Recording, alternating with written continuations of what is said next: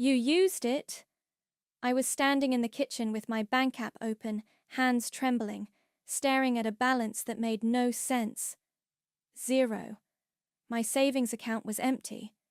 My name's Sasha, and I'd spent 2 years waitressing double shifts and skipping meals to save for one thing: surgery. A laparoscopic procedure to treat endometriosis. Not cosmetic. Not optional. Just the only thing keeping me from waking up every morning feeling like my uterus was trying to kill me. And now, it was gone. I turned the phone screen toward my mom like it was evidence in a trial. "Where is it?" She didn't even flinch. Just kept stirring her stupid chamomile tea like we were talking about the weather. "Sweetheart, calm down. You're being dramatic." "Mom, where is my money?" She sighed and finally looked up. "We gave it to your brother." I blinked. "You what?" "For his trip. Europe. It's a once-in-a-lifetime opportunity, Sasha. He's never had the chance to see the world." I couldn't breathe. "That was my surgery fund. You knew that. You knew—" "Nigel deserves something good," she cut in, voice soft, like she was explaining bedtime rules to a toddler. "You're strong. You'll figure something out." I don't remember sitting down, but suddenly I was on the floor, knees hitting tile. The room tilted sideways. I felt like I was going to throw up. "You stole from me." "It's not stealing," she said, frowning. "We're family." I heard the front door open and close. Footsteps. Then Nigel strolled in, grinning, sunglasses on his head like he was already in Ibiza. "Yo, Sasha, thanks for the assist," he said, tossing his keys on the counter. "I owe you one." I stared at him. "You knew?" He shrugged. "Mom said you'd be cool with it. I mean, come on. You've been saving forever. It's not like you're dying." I stood up. "I'm in pain every day. You think I saved for fun?" "Oh my God," he groaned, rolling his eyes. "Why do you always make everything about you?" "Because it is about me." My voice cracked. "That money was mine." Dad walked in behind him, unbothered as usual. "What's all this yelling?" "She found out," Mom said with a little shrug. Dad looked at me like I was a problem he'd forgotten to solve. "Sasha, don't be selfish. Your brother's never had a real break. This trip could change his life." "Change his life?" I laughed, but it came out like a sob. "I was trying to save mine." "You're being emotional," he said, like that was a bad thing. "You'll figure something out. You always do." I looked around at the three of them, the golden boy, the enabler, and the man who never once asked if I was okay. "You're unbelievable," I whispered. Nigel smirked. "Are you seriously going to be mad about this forever?" I didn't answer. I just walked to my room, packed a duffel bag, and left. I didn't slam the door. I didn't scream. I didn't cry until I got to Bridget's apartment and she opened the door in her pajamas, eyes wide. "What happened?" "They took it," I said, and then I broke. Bridget held me while I shook. She didn't ask questions, just let me fall apart. We sat on her couch at 2 a.m., both of us wrapped in blankets, my face raw from crying. I showed her the screenshots, the empty account, the texts from my mom pretending like nothing was wrong. "They said I should be proud of him," I whispered. "That he deserves joy." "And you don't?" Bridget asked. I didn't answer. I didn't know how. The next day, I called the clinic and cancelled my surgery consult. Then I called them again and asked if they had any financial aid or trial programs. They didn't, but they gave me a number to try. And another one. And another. It took weeks, but I found a research hospital in Chicago running a study. They'd cover most of the costs if I qualified. Bridget helped me apply. I never went back home. A month later, I got an email from my mom. No subject line. Just, "Are you still mad about the money? You need to let it go. Nigel sent you photos from Prague. Isn't it amazing how happy he looks?" I stared at the screen for a long time. Then I hit delete. That surgery wasn't optional. Every day of waiting after that theft was pain multiplied by betrayal. I showed up at the house 2 weeks later, not because I wanted to, but because I needed answers. Closure. Something. Mom opened the door with a smile like I was a guest she hadn't seen in years. "Oh, you look thin," she said, pulling me into a hug I didn't return. "Are you eating? You know stress burns through calories." I stepped past her. "Where's Dad?" "In the den. Nigel's packing. He leaves next week." I walked straight into the den. Dad was in his recliner, watching a golf tournament like nothing had happened. "You stole from me," I said. He didn't even mute the TV. "We already talked about this." "No. You talked. I was too shocked to respond. So now I'm talking." He sighed, and finally turned the volume down. "Sasha, I don't know what you want from us. We made a decision. It was hard for everyone. It wasn't hard for me. It was hell." He stood up, arms crossed. "You think this was easy for us?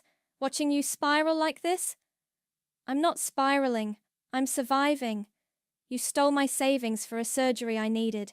That's not a hard decision. That's theft." Mum walked in behind me. "Don't be dramatic." "Stop saying that," I snapped. "It's not dramatic to be angry you prioritized a vacation over my health." "It wasn't a vacation," Nigel said, appearing in the doorway with a duffel bag slung over his shoulder. "It's a cultural experience. You wouldn't understand." I turned slowly to face him. "You're right. I don't understand how someone can watch their sister suffer and still take everything she has." "Oh, come on," he groaned. "You think you're the only one with problems? I'm under a lot of pressure too." "You're going to Europe," I said flatly. "Yeah, and that comes with expectations. Networking, planning." "Networking?" I laughed. "You're going to bars and hostels." He rolled his eyes. "You're so negative." Dad stepped between us. "That's enough. Sasha, we're having dinner tonight. Your mother's making roast. Sit down, eat, and let's move past this." "No," I said. "I'm not staying." Mom's face dropped. "You're not coming to dinner?" "I'm not staying in this house another minute." She blinked. "But it's family dinner." "You're not my family." Her mouth opened, but no words came out. Dad's jaw tightened.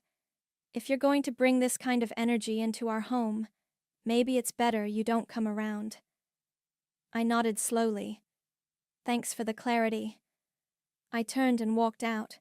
No tears this time, no shaking. Just a quiet, pulsing rage that settled in my chest like a second heartbeat.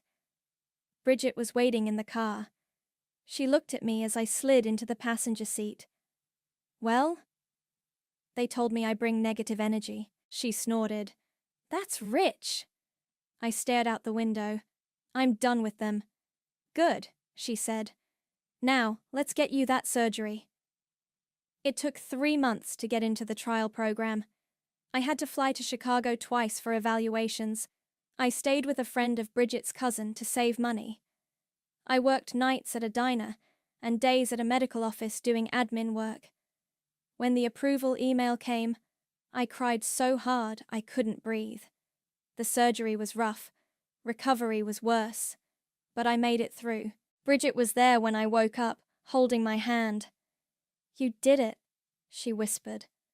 I nodded, tears leaking from the corners of my eyes. "Yeah, I did." Back at her apartment, I lay on the couch for days, too sore to move much.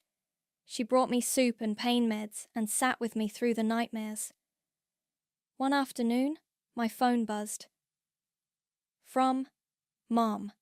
Subject: None. "Hope you're feeling better. Nigel sent a photo from Prague. He's having the time of his life. You should be happy for him. He always looked up to you."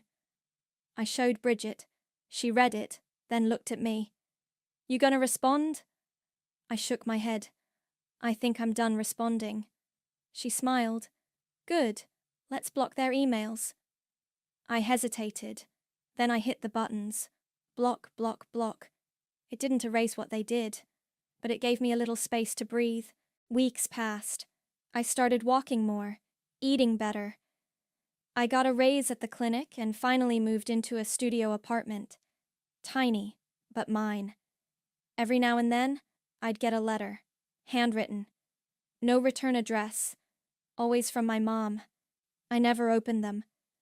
One day, Bridget came over with takeout and found me throwing them into a shoebox. You keeping those for a bonfire? She asked. Maybe, I said. She grinned. Let me know. I'll bring marshmallows. I smiled for the first time in a while. I wasn't healed, not yet. But I was healing, and I was nowhere near done. The first time I met Graham, I had stitches in my abdomen and a heating pad tucked under my shirt. Bridget had dragged me to a small get-together at her co-worker's place. I didn't want to go. I still moved like I was 90 and felt worse, but she insisted. Just come for an hour, she said, pushing a jacket into my arms. You've been cooped up for weeks. You need to remember what people sound like. So I went. I sat on a worn couch with a glass of ginger ale, mostly watching people talk. That's when he walked in, tall, clean-cut, wearing jeans that actually fit right and a navy sweater. He had this calm energy, like nothing could rattle him. He nodded at me as he passed, then doubled back. You okay? He asked. I blinked. What? You're sitting like someone stabbed you.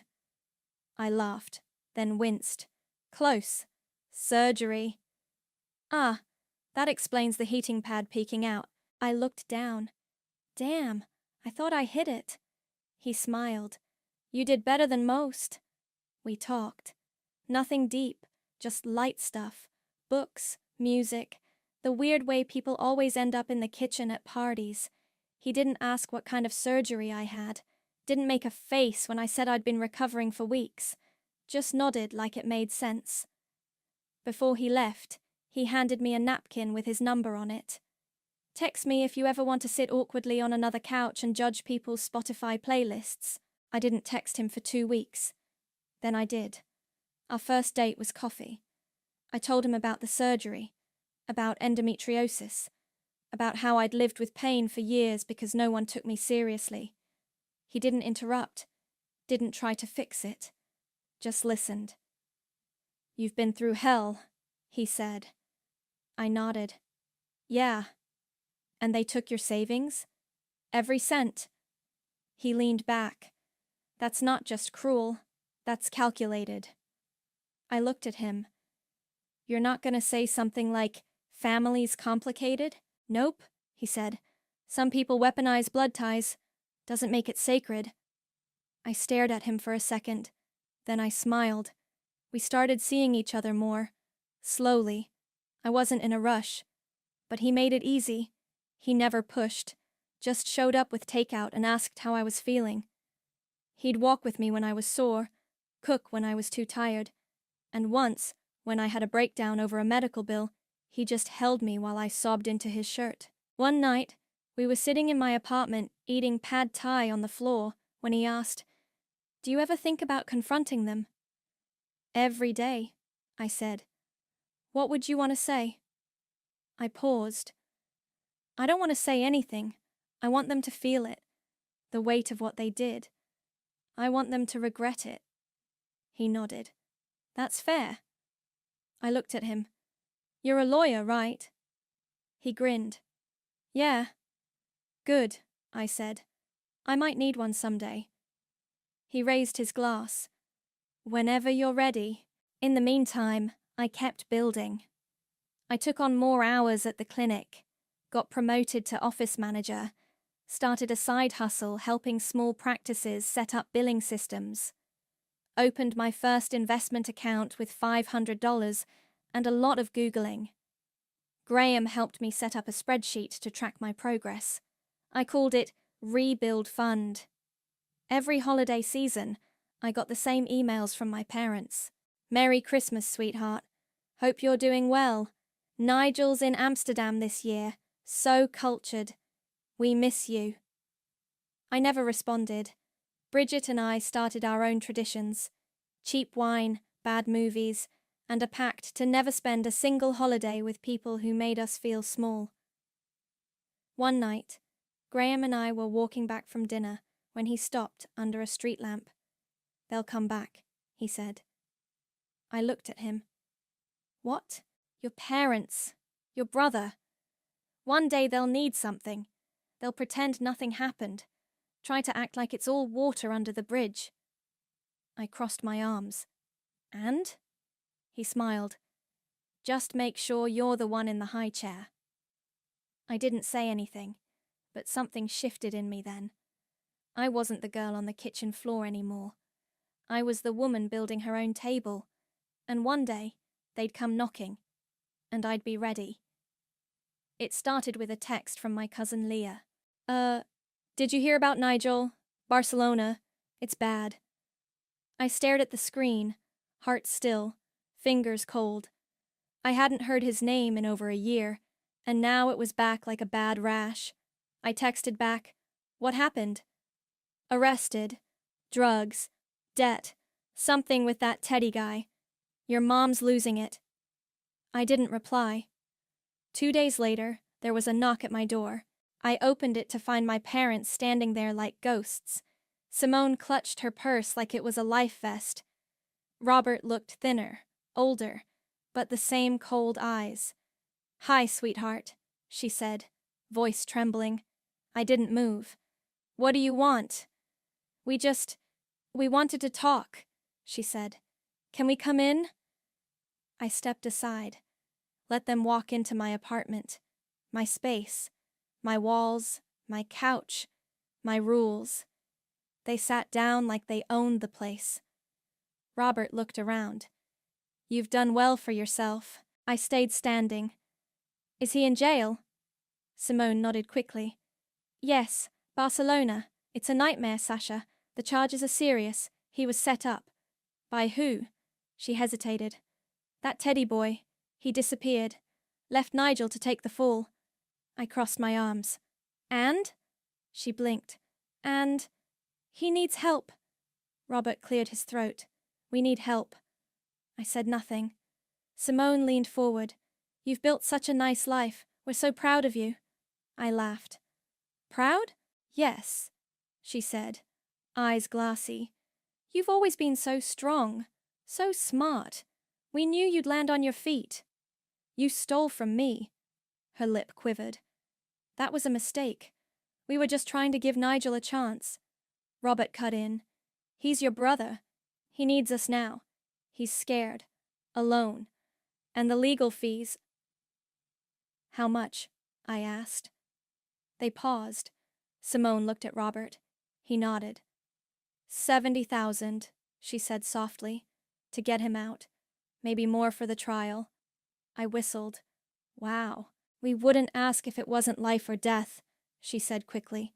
"We'll pay you back. Every cent." I tilted my head. "Like you paid me back for the surgery fund?" She winced. "We didn't know it would go that far. You didn't care." Robert stood up. "Look, Sasha, we're not here to fight. We're asking for your help. He's family." I walked to the kitchen, poured myself a glass of water, and drank it slowly. Let them sit in the silence. Then I turned around. "You hungry?" Simone blinked. "What?"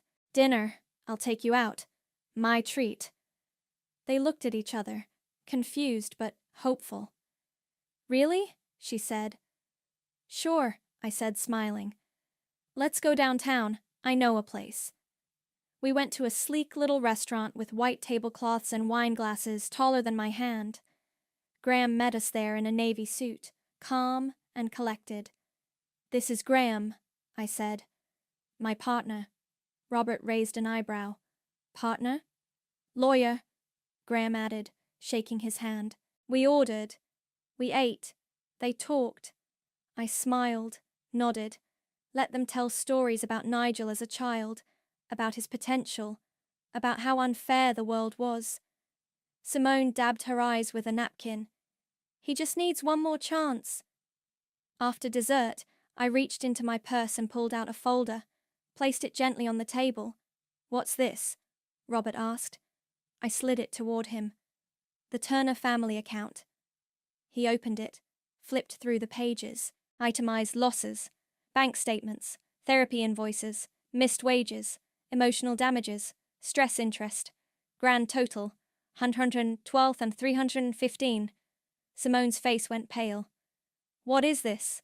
Graham leaned in. "A detailed record of what your daughter lost due to your actions." Robert looked up. "Is this a joke?" I stared him dead in the eye. "This is the cost of your family values." Simone's voice cracked. "You're charging us?" "No," I said. "I'm giving you a choice." Robert slammed the folder shut. "You can't be serious." "I'm dead serious," I said. "You pay me back, or you walk away, and don't ever contact me again." Simone looked at me with wide, wet eyes. "He could die in prison." I shrugged. "I survived without you. Let's see how he does." Robert stood. "We'll sue you."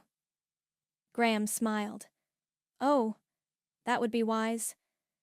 You want a jury to hear about how you stole your sick daughter's savings and used it to fund your son's drug-fueled vacation?"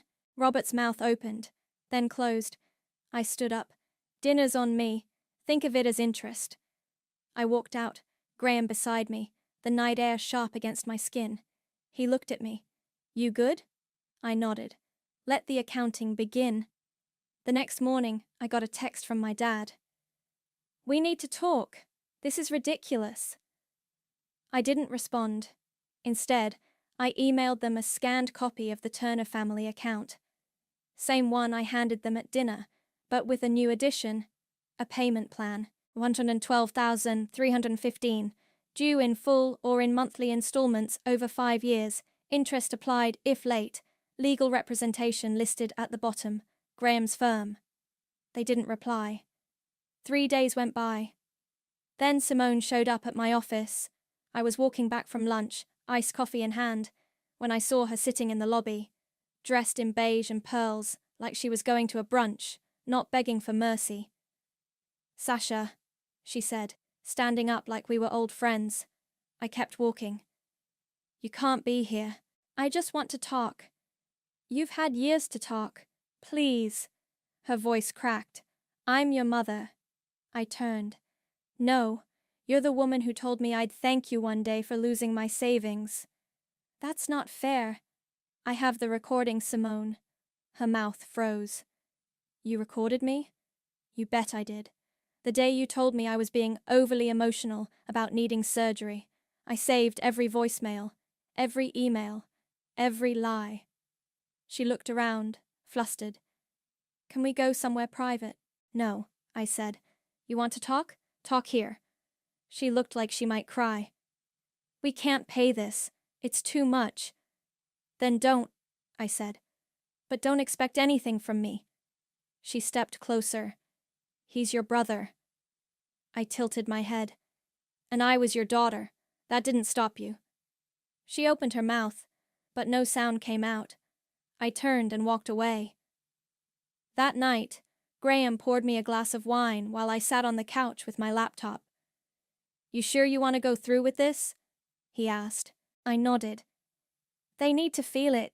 He leaned back. "You know, legally, you're on solid ground.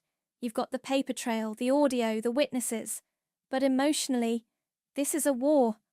"I know," I said, "but it's one they started." The next week, I got a letter in the mail. No return address, but I recognized the handwriting.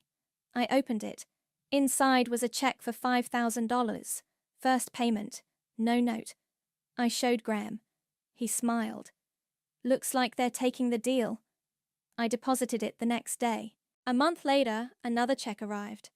Then another. Every time I saw one, I felt something shift. Not joy, not revenge. Balance. One afternoon, Bridget came over while I was sorting receipts. She picked one up. "Therapy?" "Yeah," I said. I added it to the damages. She whistled. You really went full forensic accountant. They wanted a reckoning, I said. Now they've got one. She grinned. You're kind of scary. I love it. I laughed. I'm not scary. I'm just done being quiet. Later that week, I got a call from a restricted number. I let it go to voicemail. It was Nigel. His voice was hoarse, panicked. Hey, Sasha. I know we haven't talked, but I'm in a really bad place. I didn't know they took your money. I swear, I thought you were cool with it. Please, I need help. I'm scared. I stared at the screen, then hit delete. The next day, another email from Simone. We're doing our best. Can you lower the amount? Please. We're selling the house. I forwarded it to Graham. He replied, Let them sell it. So I did. A week later, I got a notice from their lawyer confirming the sale. A larger payment followed. $25,000. Graham and I sat at the kitchen table, going over the new totals. You know, he said, you could stop this any time. Forgive the rest. I looked at him. Do you think I should? He paused. I think you should do what gives you peace. I nodded. This gives me peace. He raised his glass. Then here's to peace. We clinked glasses.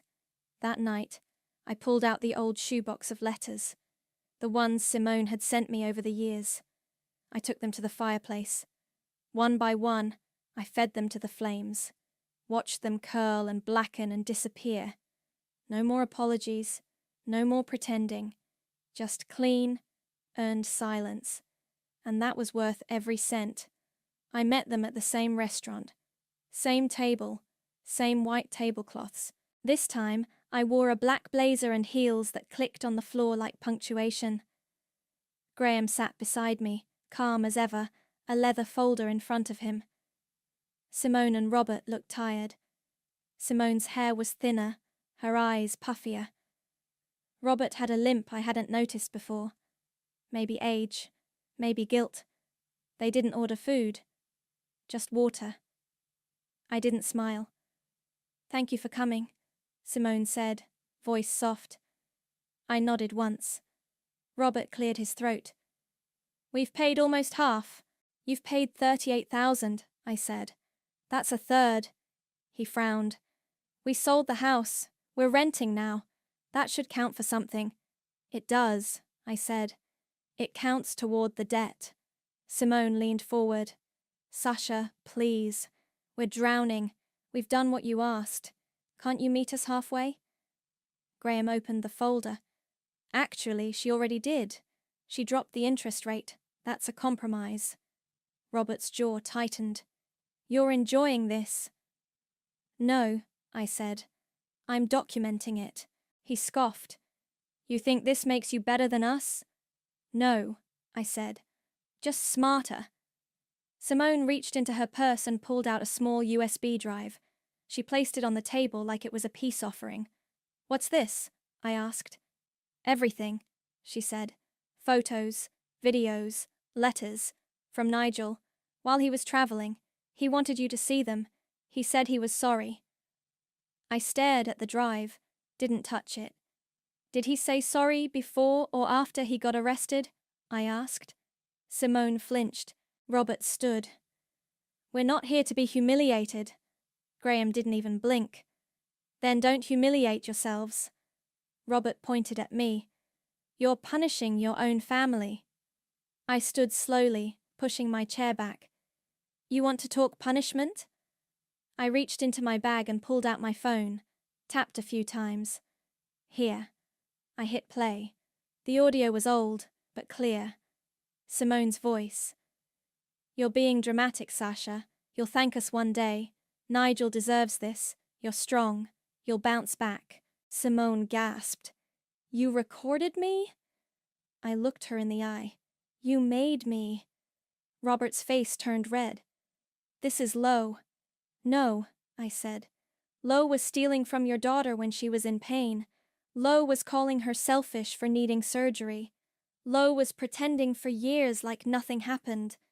They were quiet. I slid a new document across the table. This is the final agreement, Graham said. You pay the remaining balance in structured monthly payments. No more delays. No more negotiations. If you miss even one, we take it to court. Simone's hand shook as she signed. Robert hesitated. I leaned in. Or we can let a jury hear the recordings, the emails, the bank statements. Let them decide what kind of parents you are. He signed. I stood. We're done here. Simone looked up. Can we ever fix this? I paused. You can finish paying. That's all. Outside, the air was crisp. Graham slid his sunglasses on. You okay? He asked. Yeah, I said. I feel clean. He smiled. You were terrifying in there.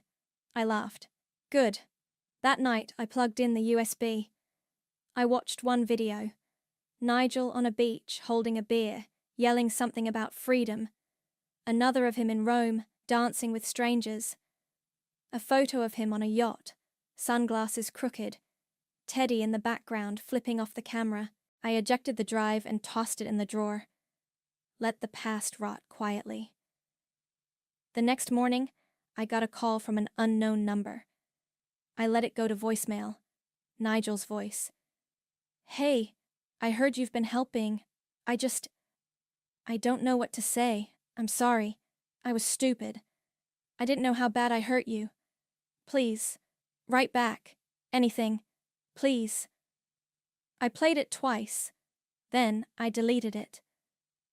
Later that week, Graham and I stood in the kitchen, sipping coffee. You think he'll change? He asked. No, I said. You think they will? No. He nodded. Then why bother? I looked at him. Because karma doesn't always come on its own. Sometimes you have to drive it there yourself. He raised his mug. To karma. I clinked mine against his. And spreadsheets. We laughed. And for the first time in years, I wasn't angry. I was free. The Barcelona prison smelled like bleach and sweat.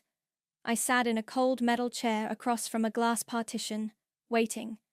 Then he walked in. Nigel, thinner, scruffier, his once slick hair now a greasy mess. He looked like someone had wrung him out and left him to dry in a cell. His eyes darted around until they landed on me. He froze. Sasha? His voice cracked through the phone on his side of the glass. I picked up mine. Hi, Nigel. He stared at me like I was a ghost.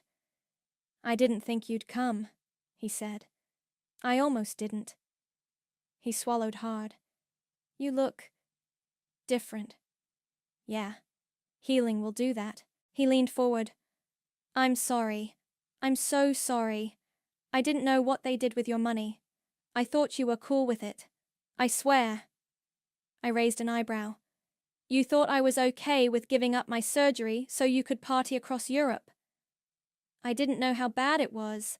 Mom said, Don't quote Mom, I cut in. You were there. You saw me. You heard me crying in my room. You watched me limp around with a heating pad and thought I was just being dramatic. He looked down. I was stupid. Yeah, I said. You were. He looked up, eyes red. I'm not asking for money. I know I don't deserve it. I needed to see you. I needed to say it to your face. I didn't say anything. He pressed his palm against the glass. I messed up. I know that now. Teddy bailed. The drugs weren't even mine. I was just stupid enough to carry the bag. I've been here for months. No one visits. No one writes. I'm alone, Sasha. I looked at his hand, then back at his face. I know what alone feels like, I said. You taught me. He blinked. I never wanted to hurt you. You didn't care if you did. He wiped his nose with the back of his sleeve. Please, I'm begging. Help me. Just talk to the lawyer. Maybe write a letter to the judge. Anything. I reached into my bag. He perked up. I pulled out a photo. It was me, 6 months after surgery, standing on a hiking trail, smiling, healthy, alive. I held it up to the glass. This is what I paid for, with my own damn money, after you all took everything. He stared at it. I earned my healing, I said. Now you get to earn yours. His voice cracked. You won't help me? I just did, I said. I came here. I let you speak. That's more than you ever gave me. He looked shattered. You're not the same person. I stood. Exactly.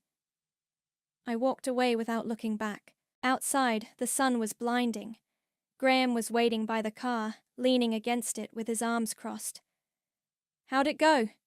He asked. I climbed in. 15 minutes. That's all I gave him. He nodded. Fair. We drove in silence for a while. The city passed by in a blur of stone buildings and narrow streets. You okay? He asked. Yeah, I said. I just needed him to see what I became. He reached over and squeezed my hand. He saw it. Trust me. That night, I sat on the hotel balcony, watching the lights flicker across the city. I thought about the girl I used to be, the one who begged to be seen, the one who cried alone in her room while her family toasted Nigel's adventures. She was gone, and I didn't miss her. Graham came out with 2 glasses of wine. To closure? He asked. I shook my head. To clarity. Closure's too soft. He smiled. To clarity. We clinked glasses, and for the first time in my life, I felt untouchable. I was pouring coffee in the kitchen when the letter arrived. Plain white envelope, no return address, same handwriting I'd seen 100 times before. Graham picked it up from the floor where it had slid under the door. Another one? I nodded, drying my hands. Yep. He held it out. You gonna read it? I took it, looked at the crease, then tossed it into the trash without opening it. That's a no, he said, smiling. That's a hell no. We were leaving for the airport in an hour. I zipped up my suitcase and glanced around the apartment one last time. Clean counters, folded laundry, a plant I hadn't killed yet. It didn't feel like a goodbye. It felt like a graduation. Bridget pulled up outside just as we were locking the door. She stepped out, arms open. You're really doing it. I hugged her tight. We're doing it. You helped build this. She pulled back, eyes glassy. You're gonna change lives, Sasha. I smiled. That's the plan. She handed me a little box. Don't open it until you land. I tucked it into my carry-on. Deal. The flight was long, but smooth. Graham slept most of the way. I stared out the window, watching clouds stretch like cotton pulled across the sky. At the new apartment, smaller, but with a view of the water, I opened Bridget's box. Inside was a silver bracelet. Simple, engraved on the inside. Family is who shows up. I sat on the edge of the bed, running my finger over the words. Graham walked in, suitcase in hand. You okay? I nodded. Yeah. He sat beside me. You ready for tomorrow? I exhaled. Let's do it. The auditorium wasn't huge, maybe 50 seats, all filled. Patients, caregivers, students. The kind of people who knew what it meant to fight for your health without a safety net. I stood at the podium, heart pounding. Hi, I'm Sasha, I began, and I want to talk to you about what happens when the people who are supposed to protect you don't. Heads nodded, eyes locked on me. I was 22 when I started saving for surgery. I had a condition that made every day feel like a war inside my body. I worked 2 jobs. I skipped meals. I planned every dollar. And then one day, my parents emptied my account. A few gasps. A few heads shaking. They gave the money to my brother for a trip to Europe because they said he deserved a life-changing experience. I paused. That was the day I stopped being their daughter, and started becoming my own person. The room was still. I found another way. I got into a clinical trial. I rebuilt my life. And years later, when they came back, broke, desperate, asking for help, I gave them something else. I held up a folder, an invoice. A few people laughed. A few clapped. I didn't scream. I didn't beg. I made them look at every dollar they took, every hour I spent in pain, every therapy session, every missed paycheck. I held them accountable, and I walked away. I looked around the room. You don't have to forgive people who never earned it. You don't have to carry their guilt. You can let go and still win. When it was over, people lined up to talk. A woman hugged me and whispered, "Thank you for saying it out loud." A man with tears in his eyes said, "I thought I was the only one." That night, Graham and I sat on the balcony, wine in hand, city lights flickering below. "You were incredible," he said.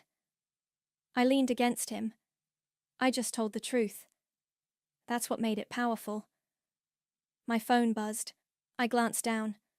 Another message from Simone. "We made the final payment. I hope one day you'll let us explain." I looked at it for a second, then hit delete. Graham raised an eyebrow. "Another one?" "Yeah, she wants to explain." He sipped his wine. "Do you care?" I smiled. "Not even a little." A breeze rolled in, soft and warm. I looked out at the skyline, then back at him. "They taught me what family isn't," I said. He looked at me. "And what is it?" I reached for his hand. "Family is where love lives. So I made mine with people who never made me beg for it."